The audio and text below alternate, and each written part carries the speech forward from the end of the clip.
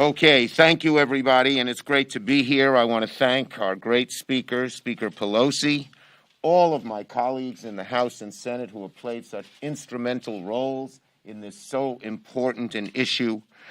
And I particularly want to thank the survivors and the families of the victims and so many who have that horrible hole in their heart because they lost someone to gun violence. So many children on our streets gone.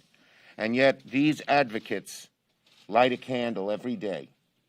That's what the Bible tells us is the saintly and noble thing to do instead of just cursing the darkness. And I thank them as well. This issue is very important to me, as those of you who've been around a while know. I was the author of the Brady Law back in 1994 in the House of Representatives, and we passed it. Yeah. And there are literally so many, you could probably say certainly hundreds of thousands, maybe millions of people walking the streets today because we passed that law, who'd be dead.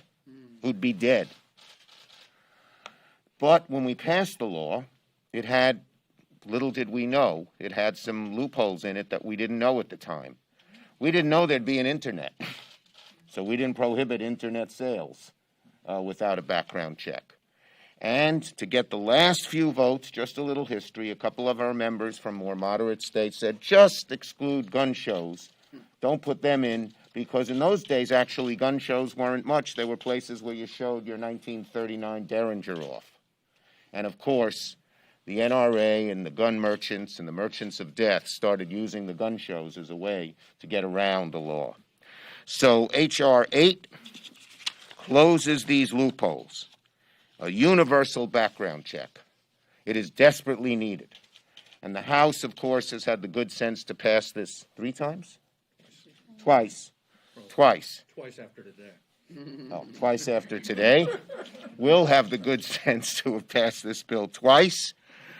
And in the past, when they sent it over to us last time, it went into Mitch McConnell's legislative graveyard. The legislative graveyard is over. H.R. 8 will be on the floor of the Senate, and we will see where everybody stands.